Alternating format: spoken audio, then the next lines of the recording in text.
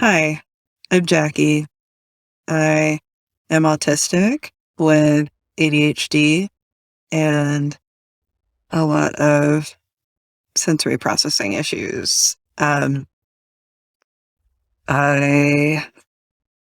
thought I would give this a try. I just got a new microphone rig and setup and figured I'd give a try to video recording, like maybe vlogging here. I think the main theme that's been coming up lately is the importance of play in our adult lives. I know I haven't been very good at play in my adult life at all. I don't know that I was great at it when I was a kid, to be honest.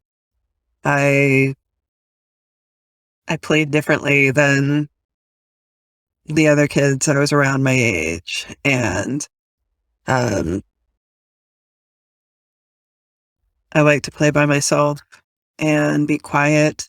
And even though I love music and so forth, I was never I was always kind of appalled by kids that would just like beat on pots and pans or like have noisy toys or things like that. I was just like, oh, it would hurt my ears. And um, I didn't really like being in the toy stores because the other kids were super loud and it freaked me out.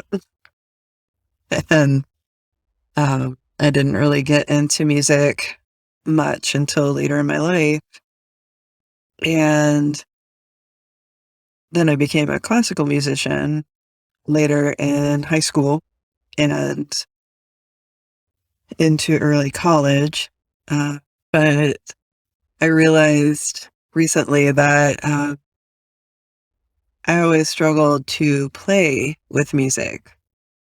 Like being a classical musician, I played oboe and English horn, and it was always about the precision of playing the notes on the page properly. And like I learned to read music pretty early on and learned how to make those precise sounds. And that was always like, it was work. I practiced really hard and I didn't really do it with so much of a big goal in mind. It was kind of a place for me to channel my perfectionism, I guess. And I've only recently, like within the last few days, I recognize, I quit music school in 1994 and like the composition class was really, really hard for me. And I realized like I wasn't really in school for a goal. Like I didn't want to become a performance artist and I definitely didn't want to teach music. Didn't really want to go into music industry either. So it was just kind of like, what am I doing here? I was basically going to school because that's what you're supposed to do. And that's what was expected of me at the time, not because I really wanted to go. And I was really struggling and I was starting to like learn how to dissect music in a way that made it really not fun for me. It was like I didn't like being able to like I was always listening for the different time signatures and like what modality is this in? Is it major, minor, Phrygian, Mixolydian, Dorian, whatever, and stuff like that. And like what intervals are those? And I started listening to music with those ears of just like with that lens of trying to figure out what it was. And it was starting to ruin my enjoyment of listening to music and playing music. And I also like most of the other music majors would kind of mess around playing, they would jam and improvise together for fun.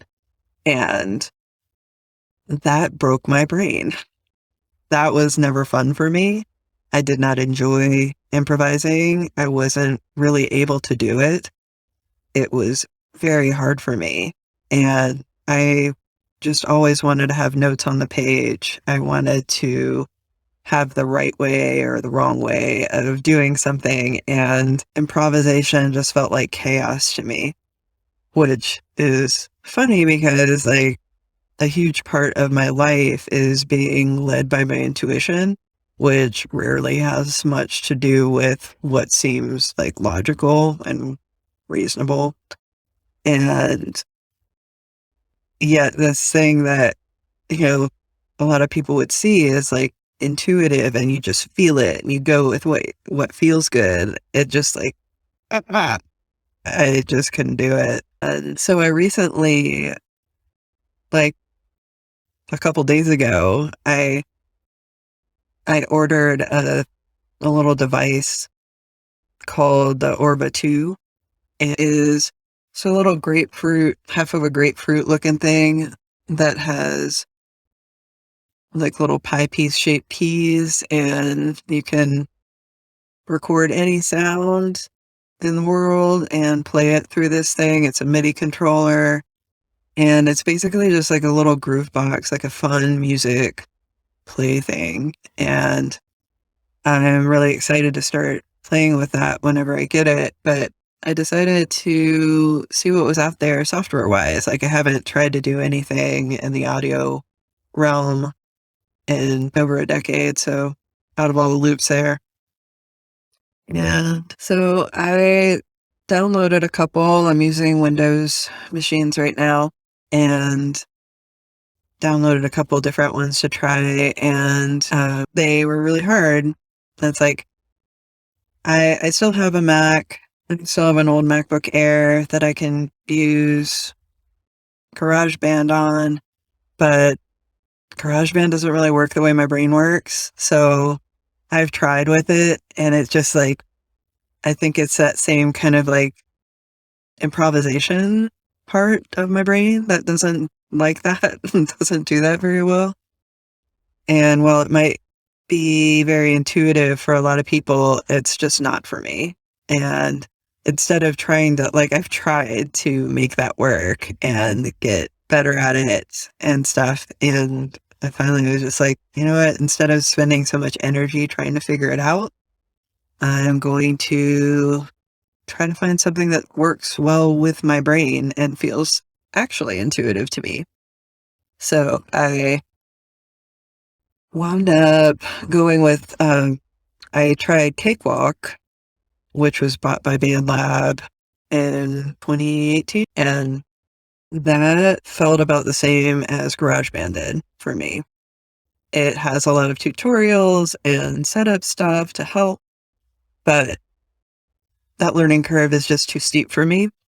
And I think it's probably more than I need in a DAW, like a digital audio workspace. That's what that stands for. And so I checked out just BandLab itself, like it has a mixing editor and stuff, and like immediately was able to record vocals, apply effects to it, start messing around and playing with sounds with my voice. And they have a lot of preloaded sounds to mess around with, and super fun. Turned out like, oh wow, this is actually very intuitive for me and enjoyable. And I still have a lot to learn with it, but the fact that I could immediately like record something and play it back, like without feedback, figuring out how to get my inputs together and so forth, like, was super helpful. So, and after I messed around with it on my laptop for a while, I saw that they have mobile app for iOS and Android, and I have a Google Pixel now, and downloaded that and immediately started, like, I saw that the songs that I had saved on my laptop were immediately available on the app. So I could further mess with them on there, add to them, or whatever. And then I started messing around with a looper. And that's something I've always really wanted to do. Like, I love the whole thing with like chaos pads and um, all those devices that, like, most of them have been prohibitively expensive. Like, the last time I looked into this, like I said, it was over a decade ago. So technology has advanced quite a bit and gotten a lot cheaper and better. So I love that BandLab is super social and like it's made to collaborate with other musicians and people who, you can, it's kind of like a little bit like GitHub where people can upload clips of stuff that they've been playing with and you can fork it and, you can see how many other people have forked that little clip and you can add to it and build on it. And it's like, it's so much more what I've wanted from a music community than I've been able to find up to this point. Like I sang in a basement cover band for several years and that ended around 2015 in Ohio. And I had a lot of fun with that, but again, like I was great with the notes on the page because it was somebody else's creation and they wanted me to do other things besides just vocals. And I wasn't able to. Like I brute forced myself to learn piano and keyboard a long time ago. I was always really passionate about it, but we didn't get any kind of instrument available. Like I had no instrument available to me to practice on regularly until I was about 12 and was a little bit too old. Like at that point,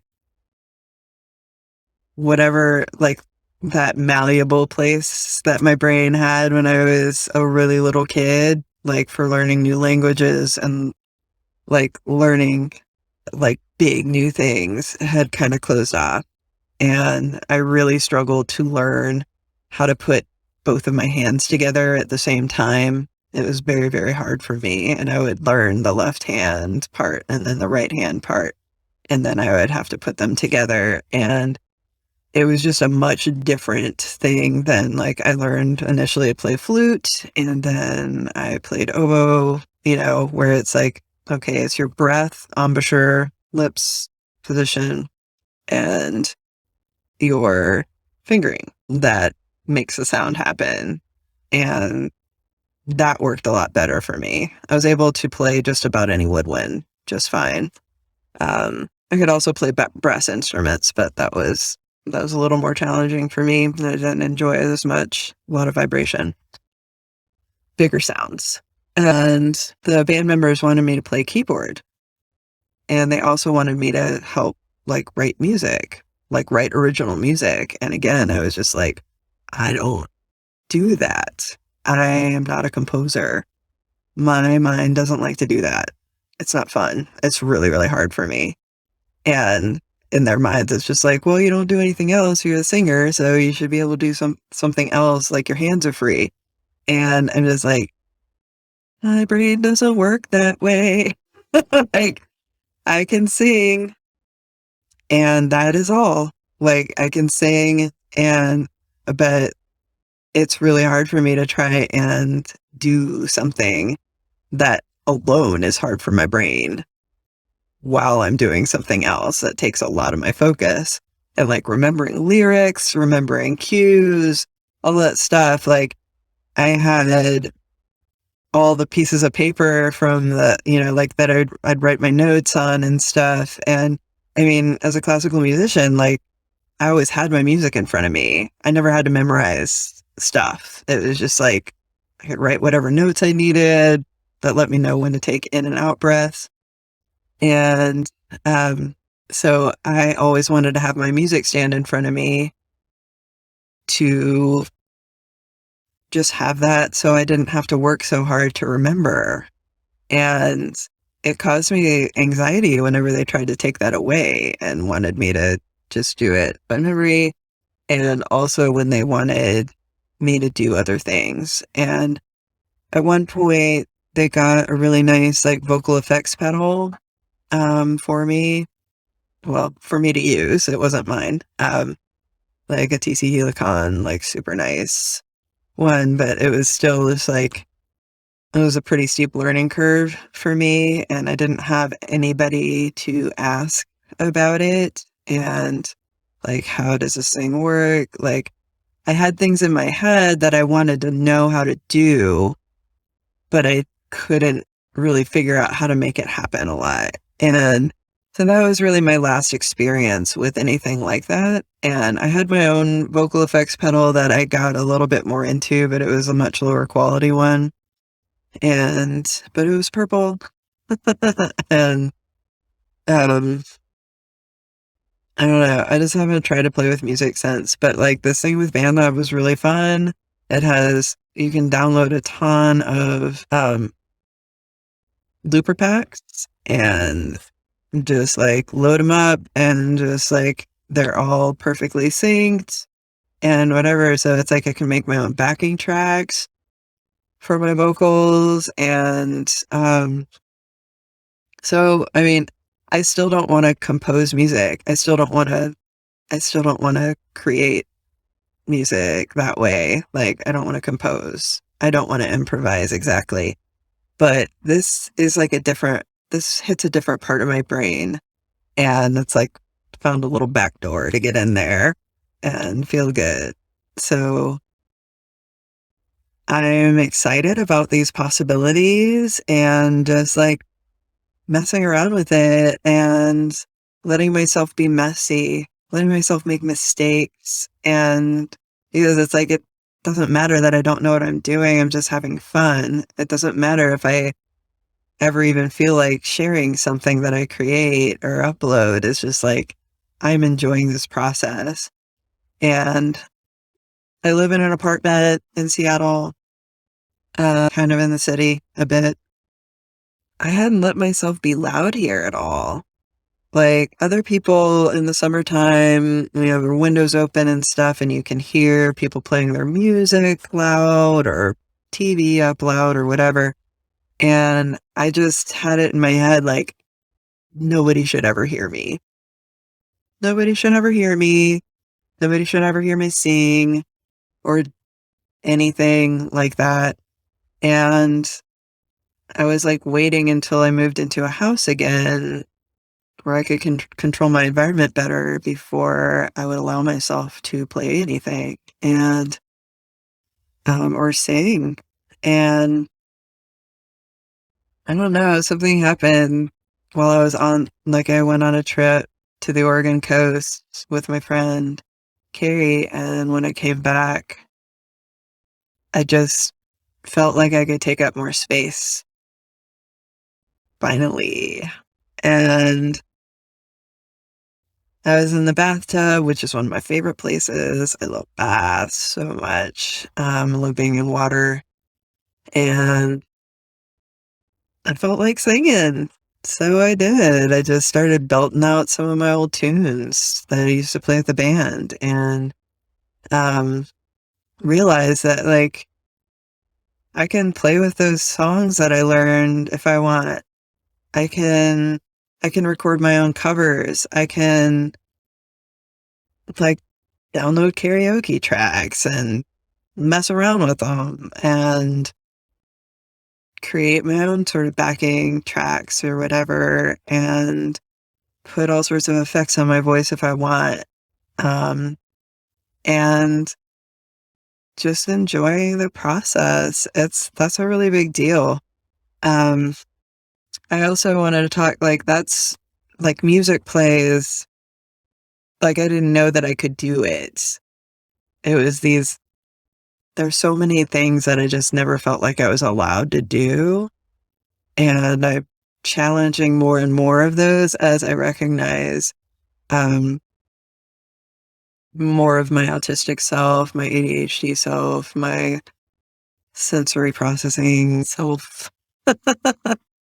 Um, but like, I also took a quantum leap forward in my ability to play in November of 2020 when I bought myself a Nintendo Switch for my birthday. And it felt really audacious because my partner Richard had just gotten a job for the first time in over a year. And we had really been struggling financially. Um, I wasn't working and he wasn't working, and he had just started his job at the end of October, and I decided to go for it. And like, it was like, my parents helped with like birthday money and stuff, and I was assuming that would just go to pay bills, but we wound up more supported, and I took a chance on it, and I wound up really enjoying it. And I played the shit out of some Animal Crossing, and Gris is another game, French for gray, um, which that was a super profound game for me. It was only about 5 hours total or so of gameplay with it, but it's beautiful, and it's about a young woman who is depressed, and she loses her voice and she loses all her colors, and so she's gray. And I get emotional talking about it because it's like, she, over the course of the game, she gets she gets her colors back and she gets her voice back, and it's really beautifully done. And I I love that game. I played that. I played Spiritfarer, which is basically, you're basically a death doula in that game. And I learned a lot about myself, and I processed a whole lot of grief while I was playing it, both that one and Gris. And I also just enjoyed Animal Crossing. I played another game that I still play regularly called Cozy Grove, and which is kind of similar to Animal Crossing. It's just like, there's a little bit more story with the characters involved, and I liked it a lot.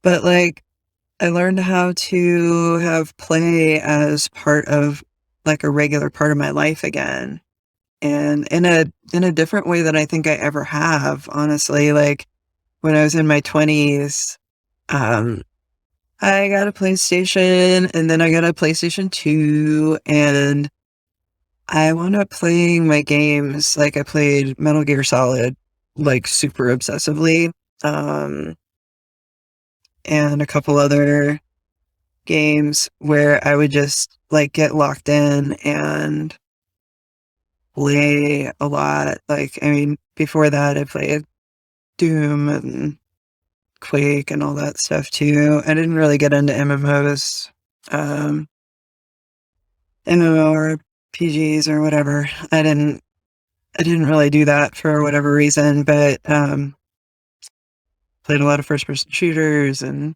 different things like that. But I would get really obsessive about them and very like completionist with them. And um when I played Metal Gear Solid for like almost 5 days straight, taking breaks only to sleep and eat.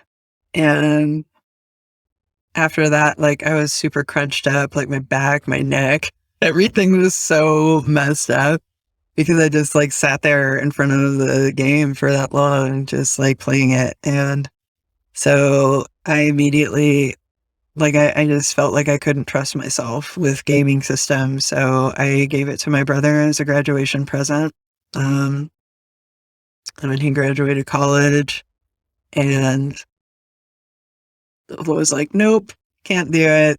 And something about the Switch and the games I played on it just let me, like the sandbox games, really open things up for me and let me just, like, because you can't die, you can't really there's no skill checks in them. Like, not really. I mean, like, there's fishing and different things that you need to learn how to do and stuff, but like, you don't have to. And I don't feel like I never felt completionist with that game. It's just like there's too many things and it would be too annoying to just like grind away trying to get those. I mean, for me, and it was good growth for me to recognize that like, no, I don't want to do that. I don't want to do it to that level. And I just want to do things that make me feel good and that are fun to me. And I haven't played it in quite a while. I've got a couple of friends that recently got Switches, partly because I was just like, you should get a Switch. It'll be fun. We can play together. And so they've just started Animal Crossing, and I've been trying to like want to play again, but it's just like it's fun for me to watch them play, but not super fun for me to like keep playing where I've been at, and I don't really want to start from scratch either. I've been enjoying a lot more like Mario Kart 8 and stuff. That's been really fun.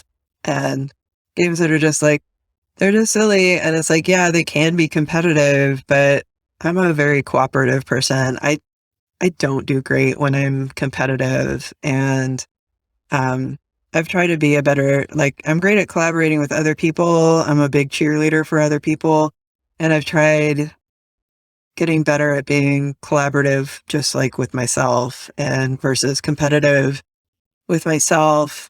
Kirby's Forgotten Realms is one of the most fun games I've ever played. I got that a few months ago and have played that and enjoyed it immensely. But it's not about like spending hundreds of dollars if you don't have that. It's more just like I've gotten fidget toys and stuff that are helpful for me to use when I'm trying to talk.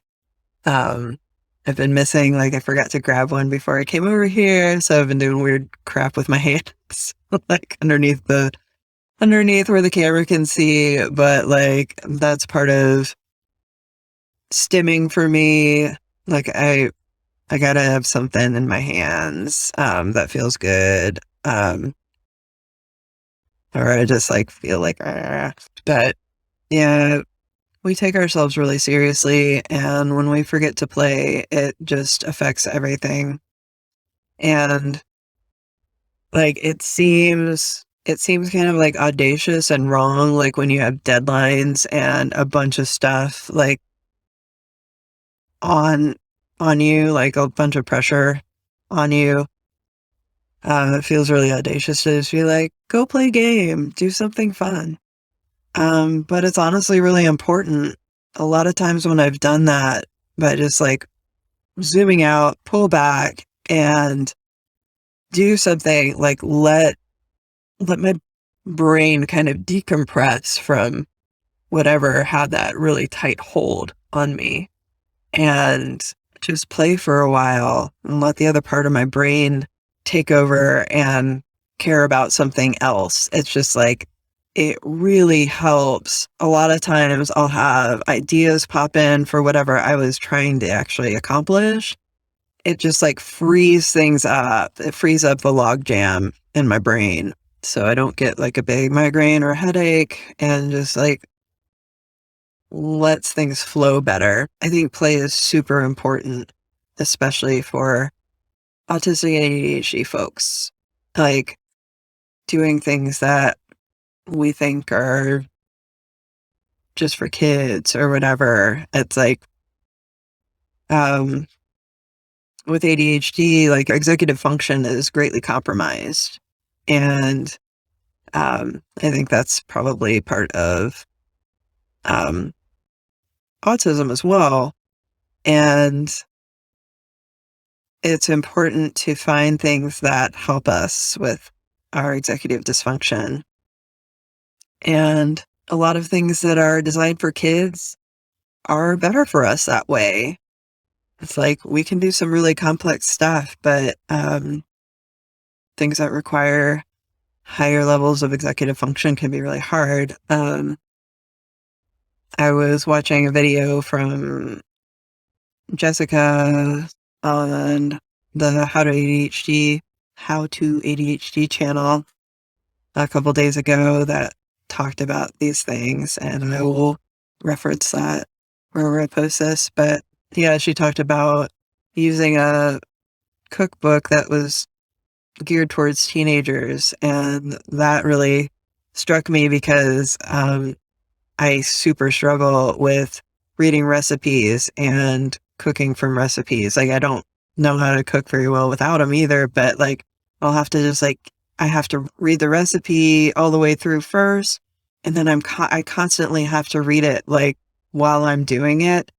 And it gets very stressful for me when I have to do several different things at the same time. Like, there's like different timers for different processes, and like I'll have to have this going in this pan and this thing is baking or whatever. Like, that stuff really messes with me. So she said that the cookbook for teens was a lot more geared for because they haven't developed their executive function so much yet. So things are organized in a way that makes more sense for our kind of brains. And like, I want to do more things that are just like are easy for me, that make things feel easy for me and enjoyable for me, instead of trying to like continue to kind of try to beat myself into a neurotypical place, which is never going to work for me. I'm not neurotypical. I'm never going to be, never was. And so it's been helpful, like having this framework to explore the world through better. But yeah, let's play.